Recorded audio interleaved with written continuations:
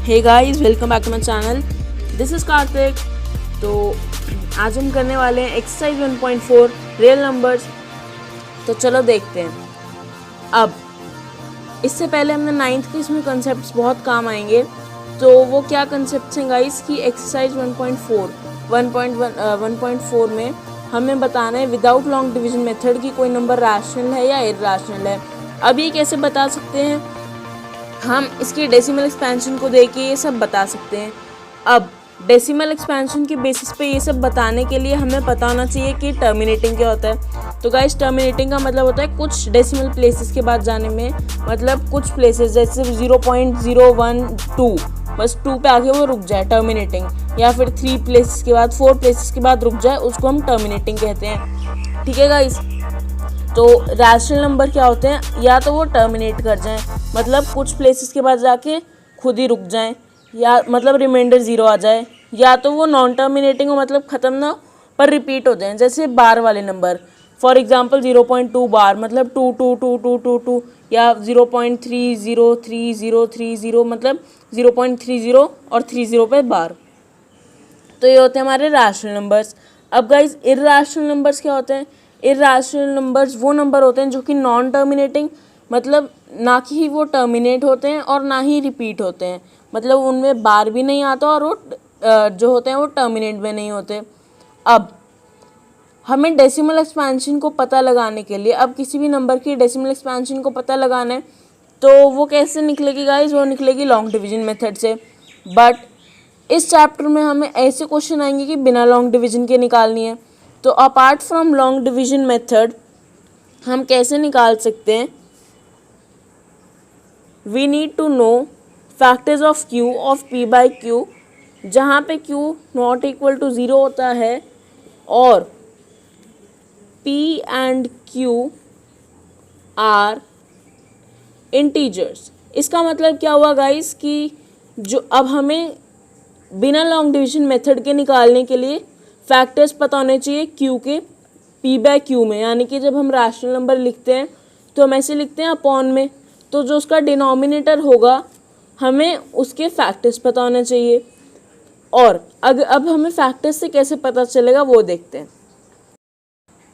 तो अब ये पता लगाने के लिए कि रैशनल है या इरैशनल और फैक्टर्स पता लगाएं, तो फैक्टर्स से कैसे पता चलेगा? हमारा मेन मोटिव है कि फैक्टर्स से कैसे पता चलेगा कि वो रैशनल है या इरैशनल। इसके लिए हमें थ्योरम 1.6 और 1.7 समझनी होगी। तो आपकी बुक में वो दी हुई है ऑन पेज नंबर 16। अगर आपकी न्यू बुक है, न्यू एडिशन, तो वो पेज नंबर 16 में दी हुई है गाइस। तो आप वहाँ पे देख सकते हो थ्योरम 1.5, 1.6 एंड 1.7। ये तीनों थ्योरम आप देख लोगे, आपको समझ आ जाएगा, एक बार रीड कर लेना। और मैं इनका एक सम अप बताता हूँ। देखो, अगर रैशनल नंबर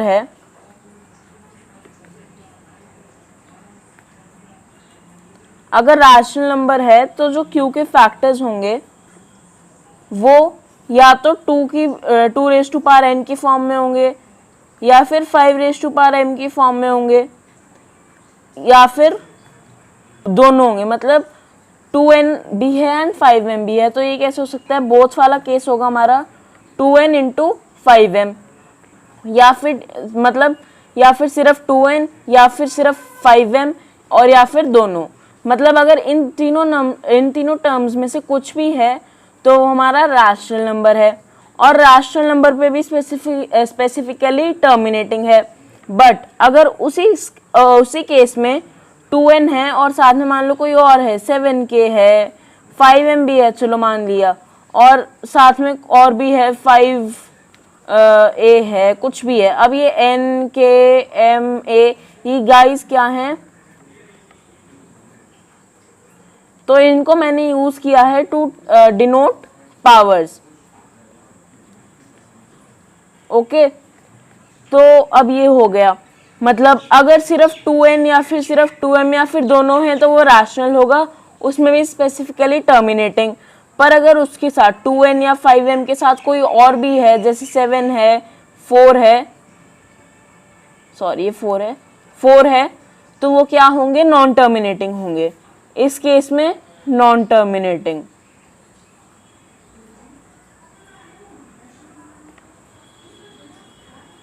ठीक है गाइस। तो अब हम देखते हैं एक्सरसाइज 1.4 के सॉल्यूशंस।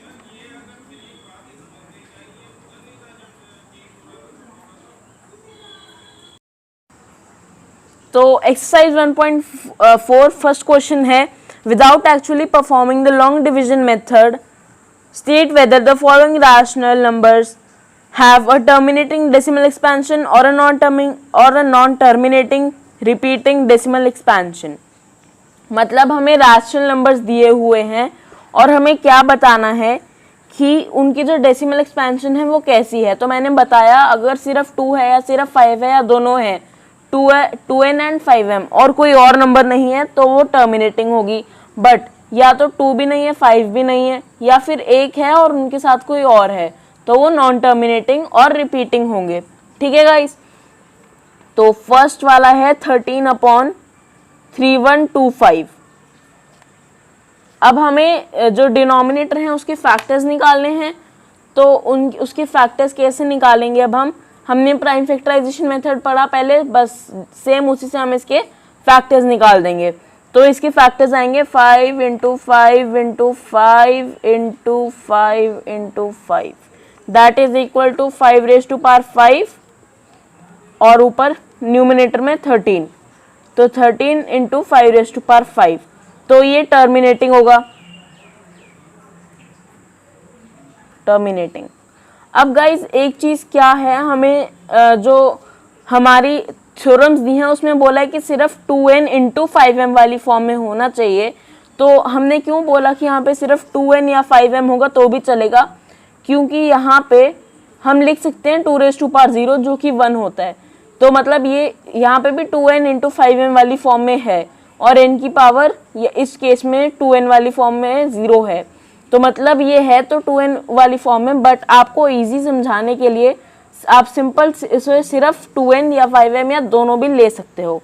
अब नेक्स्ट क्वेश्चन है 17/8। तो यस गाइज नेक्स्ट क्वेश्चन है हमारा 17/8। 8 के फैक्टर्स बनाओगे आएंगे 2 × 2 × 2 और न्यूमिनेटर में 17। ठीक है गाइज। तो ये आ जाएगा 17/2⁵3 दैट इज टर्मिनेटिंग। क्यों टर्मिनेटिंग, क्योंकि इंटू 5⁵0 होगा, मतलब 2n × 5m वाली फॉर्म में है और हमने थ्योरम में पढ़ा कि अगर 2n × 5m वाली फॉर्म में है तो वो टर्मिनेटिंग होगा। Next is 64/455। अब 455 के फैक्टर्स जो होंगे वो हमारे आएंगे 5 × 7 × 13 और अपॉन में 64। So this will come. अब देखो यहाँ पे 5 है पर 2 नहीं है, और 2 भी अगर होता तो 7 और 13 है, तो ये होगा हमारा नॉन टर्मिनेटिंग। पर क्योंकि हमें पता है कि ये सारे जो हमारे नंबर्स हैं ये रैशनल नंबर्स हैं, ये लिखा हुआ है और यहाँ पे 5 भी आ रहा है। ठीक है। और हमें पता है कि ये रैशनल नंबर्स हैं क्योंकि क्वेश्चन में लिखा हुआ है, हमें बताना है कि ये रैशनल नंबर्स टर्मिनेटिंग या नॉन टर्मिनेटिंग है। तो क्या होगा, ये जो नॉन टर्मिनेटिंग है ये साथ में होगा repeating, non terminating but repeating. Okay guys, इसकी जो डेसिमल एक्सपेंशन होगी वो नॉन टर्मिनेटिंग और रिपीटिंग होगी। Next is 15/600। तो इसका एक इजी ट्रिक बताता हूँ जिसमें पीछे जीरो, उन जीरोस को छोड़ दो, पहले इसकी फैक्टर्स बना लो। 8 2 आएगा। अब इस 8 को भी आप कैसे लिख सकते हो, ये 8 लिख दिया। ओके, 8 2 16 हो गया। अब इंटू 2 × 5 किया मैंने, क्यों किया, क्योंकि यहाँ पे 0 है और अपॉन में 15। तो ये क्या आ जाएगा 15/2⁵5 × 5 that is this is terminating.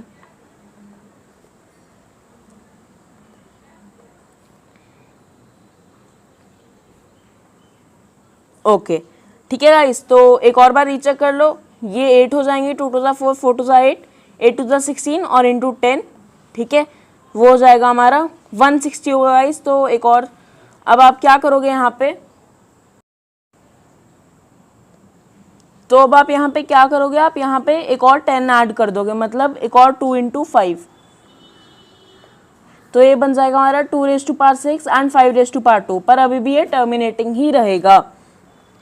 तो ये हो गया हमारा फोर्थ पार्ट। फिफ्थ पार्ट होगा अब हमारा 29/343।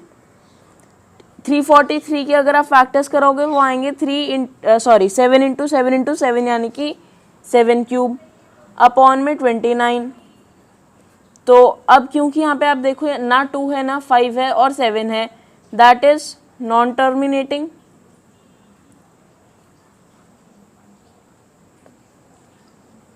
And repeating. नेक्स्ट इज, अब एक चीज याद रखना, जब भी रैशनल के केस पे आप नॉन टर्मिनेटिंग लिखोगे तो रिपीटिंग साथ में लिख देना, क्योंकि अगर रैशनल है वो नंबर तो रिपीटिंग होगा, और अगर रिपीटिंग नहीं है तो वो रैशनल ही नहीं होगा। Next is 23/2⁵ × 5⁻²। अब क्योंकि यहाँ पे आपको जो Q है वो पहले से ही फैक्टर्स बना के दिया हुआ है सॉरी, तो यहाँ पे आपको पहले ही फैक्टर्स बना के दिए हुए हैं, तो अब आप क्या करोगे, अब आप देखोगे 2 है 5 है, दैट इज ये जो है वो टर्मिनेटिंग है। टर्मिनेटिंग क्यों है, हमने थ्योरम पढ़ी है गाइस, तो और मैंने समझाया भी है पहले, आप उसको ज़रूर देखो तो आपको समझ आएगा।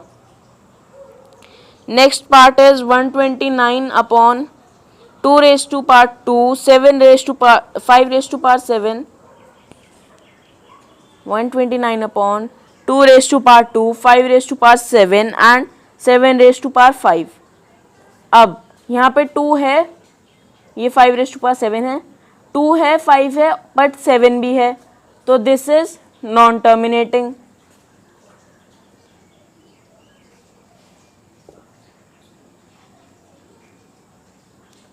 तो यहाँ पे 2 है 5 है और 2 तो है 5 भी है बट 7 है, तो ये नॉन टर्मिनेटिंग हुआ।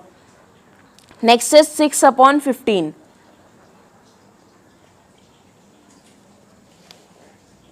6/15, तो 15 हमें पता है 3 × 5, 3 × 5 अगेन नॉन टर्मिनेटिंग, और ये रिपीटिंग भी होगा।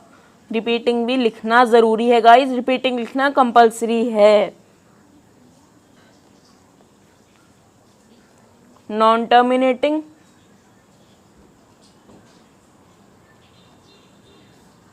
रिपीटिंग। Next is 35/50। 50 है तो मैंने अभी आपको ट्रिक सिखाई, 5 का अगर आप 0 को साइड कर दो और 5 के फैक्टर्स करोगे तो 5 का फैक्टर तो कुछ नहीं होता, इसलिए 5 लिख दो, और 10 हमें पता है 2 × 5।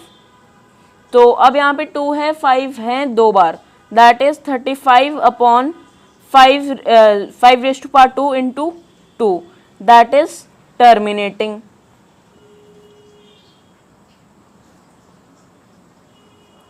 ING मैंने नीचे लिखा है guys, terminating. Okay, next is 77/210। ये लास्ट पार्ट है क्वेश्चन नंबर 1 का, फिर हम क्वेश्चन नंबर 2 देखेंगे। तो इसके जो फैक्टर्स आएंगे वो आएंगे 3 × 7 × 2 × 5। कैसे, 3 × 7 = 21, मैंने बोला 0 हटाओ, 21 आ जाएगा और एक 0 यानी कि 10 के लिए 2 × 5 ऐड कर दो, मतलब मल्टीप्लाई कर दो। ओके गाइस, तो आ जाएगा आपके पास 210। अब यहाँ पे 3 है 5 है बट 2 है 5 है बट 3 एंड 7 जो हैं वो एक्स्ट्राज हैं, तो 2 है 5 है 3 एंड 7 एक्स्ट्राज यानी कि नॉन टर्मिनेटिंग। इतना तो गाइज मुझे लगता है आपको समझ आ ही गया होगा, क्योंकि अब हम 10 पार्ट्स तो कर चुके हैं। एक बार खुद प्रैक्टिस करो, कभी नहीं समझ आता है तो खुद प्रैक्टिस करने से आपको बिल्कुल ही क्लियर हो जाएगा। अब नेक्स्ट पार्ट क्वेश्चन नंबर 2 क्या है, एक बार मैं क्वेश्चन रीड कर देता हूँ आपके लिए। क्वेश्चन नंबर 2 है, write down the decimal expansions of those rational numbers in question 1 above which have terminating decimal expansions. मतलब जिन जो क्वेश्चन नंबर 1 हमने पढ़ा उसमें हमारे पास जिन नंबर्स में, जिन हमारे पास डिजिट्स में जो टर्मिनेटिंग डेसिमल एक्सपेंशन थी उसकी हमें डेसिमल एक्सपेंशन लिखनी है। तो गाइज ये क्योंकि क्वेश्चन नंबर 1 के रेलेवेंस में है तो ऐसे क्वेश्चन ज़्यादा आते नहीं है बोर्ड में, बट आप इसको ये समझ के मत छोड़ देना कि नहीं आते हैं। आपको बोर्ड्स का कुछ नहीं पता होता है, क्या पता वो आपको नंबर्स दे दे इसकी जगह, क्वेश्चन नंबर 1 की रेलेवेंस की जगह आपको जैसे 17/8 आया था हमारा एक, तो आपको 17/8 दे दें। इसलिए आप हर नंबर को करके देखो। तो फर्स्ट तो हमारा जो आया था टर्मिनेटिंग, दैट वाज 13/3125। तो इसकी डेसिमल एक्सपेंशन होगी गाइज हमारी, इसको डिवाइड करोगे तो आएगा 0.0416। कैसे आया ये भी देख लेते हैं। 13 अंदर आ जाएगा, न्यूमिनेटर है तो डिविडेंड बन जाएगा, 3125 डिनोमिनेटर है, डिवाइजर बन जाएगा। अब ये क्योंकि डिवाइड नहीं हो रहा, एक ज़ीरो आएगा तो यहाँ पे ज़ीरो लिख देंगे।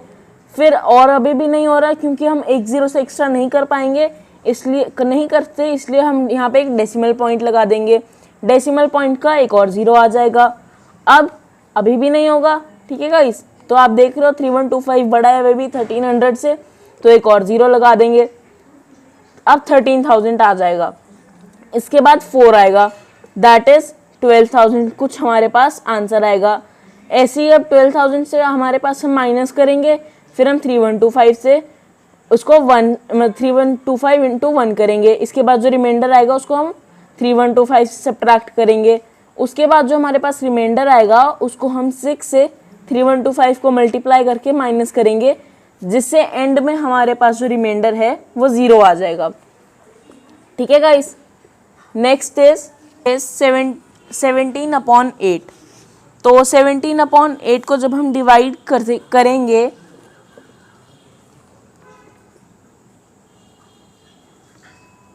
तो हमारे पास आएगा 2.125। कैसे आएगा?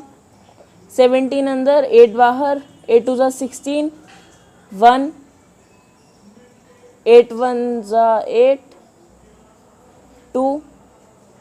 ठीक है गाइस, तो यहाँ पे 2 आ गया। अब 8 2 ज़ा 16, 4 एंड 8 5 ज़ा 40, तो ये आ जाएगा 2.125। Next is 15/1600।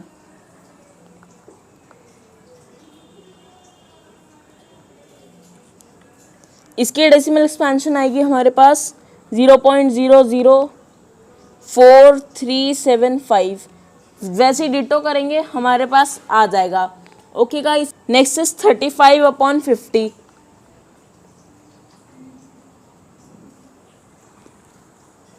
तो 35/50 का आएगा हमारे पास 0.115। वो भी आप ऐसे करके देख सकते हो, आ जाएगा। सॉरी गाइस, ये जो 35/50 का है इसका हमारे पास आएगा 0.7। अब कैसे देख सकते हो आप, ये देखो 35 अंदर आएगा, 50 बाहर आएगा। मैंने बोला एक ज़ीरो लिख देंगे और डेसिमल पॉइंट तक पहुंच गए। 7 5 ज़ा 35 और ये ज़ीरो तो है, तो 350, रिमाइंडर 0। अब फिफ्थ पार्ट, तो फिफ्थ पार्ट हमारे पास है हमारे पास 23/200। अब आप सोचोगे भैया ये 200 अपॉन डिनोमिनेटर, ये तो हमने किया ही नहीं। अब एक और टर्मिनेटिंग आया था हमारे पास 23/2 इंटू 5/2। तो उसको जब आप मल्टीप्लाई करोगे it will come 8 into 25। 8 into 25 को मल्टीप्लाई करो, आपके पास 200 आ जाएगा। तो अब इसको जब आप डिवाइड करोगे हमारे पास आएगा 0.115। ये भी आप चेक करके देख सकते हो। 23 अंदर, 200 बाहर, एक ज़ीरो आएगा, 0.1, 30, वैसे एक और ज़ीरो आ जाएगा, एक 1, 200, फिर 100 आएगा, एक और ज़ीरो लिख देंगे, फिर इंटू 5 करके 1000 और वो रिमाइंडर 0 आ जाएगा। तो गाइस क्वेश्चन नंबर 2 भी कंप्लीट हो गया है। And third is the following real numbers have decimal expansions as given below. In each case, decide whether they are rational or not. If they are rational and of the form p by q, what can you say about prime factors of q? मतलब कि हमें 3 जो हैं decimal expansions दी हुई हैं। अब हमें क्या बताना है कि अगर आपको देख के बताना पहले रैशनल है कि नहीं है, और अगर रैशनल है तो हमें क्यू के बारे में, फैक्टर्स ऑफ क्यू के बारे में क्या पता चलता है। तो हम देखते हैं। First is 43.123456789। तो क्योंकि आप देख सकते हो टर्मिनेटिंग है और रिपीट नहीं हो रही है बट टर्मिनेटिंग है, तो इसमें आप रिपीटिंग नहीं देखोगे, टर्मिनेटिंग है इसलिए रैशनल नंबर है। तो अब क्योंकि टर्मिनेटिंग है, एंड हो गया कुछ डेसिमल एक्सपेंशंस के बाद, इसलिए ये है हमारा रैशनल। अब रैशनल है इसलिए हमें इसके फैक्टर्स के बारे में बताना है। सो वी कंक्लूड, हम क्या कंक्लूड करेंगे, we conclude that factors of Q is 2n और 5m नहीं। अच्छा हाँ, अब गाइज एक चीज़ देखने वाली है, आप यहाँ पे 2n और 5m नहीं लिख सकते। क्यों नहीं लिख सकते? मैंने आपको एक पूरा कंडीशन स्पेसिफिक बताया है कि अगर आपका वो टर्मिनेटिंग है तो 2n इंटू 5m होगा और बोथ, मतलब 2n इंटू 5m। ठीक है गाइस, तो अब क्या होगा, so we conclude that factors of Q is 2n और 5m और बोथ, यानी कि सिर्फ 2n है या 5m है या फिर दोनों हैं।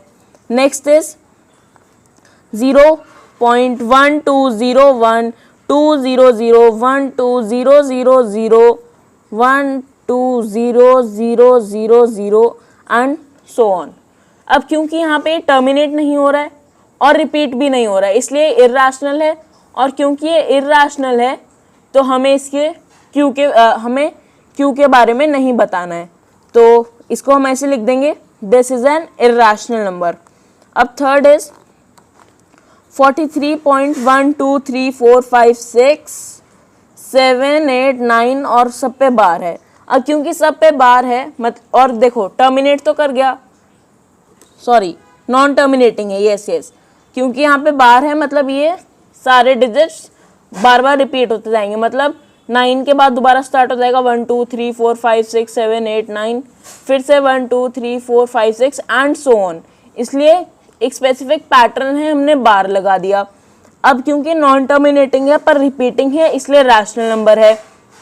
तो इसके जो फैक्टर्स ऑफ क्यू है उसके बारे में हमें क्या पता चलेगा, जो इसके फैक्टर्स ऑफ क्यू है, अब हमें पता है कि टर्मिनेटिंग है तो वो 2 and 5m की फॉर्म में है, बट अगर नॉन टर्मिनेटिंग रिपीटिंग है देन द फैक्टर्स ऑफ, अब आप लिखोगे so we conclude that the factors of Q is not in the form of 2n और 5m और बोथ। ओके गाइस, तो this was our video for exercise 1.4। अब next video के लिए हम मिलेंगे आपको जल्दी, और हम इसी के साथ हमारा चैप्टर ख़त्म हो चुका है।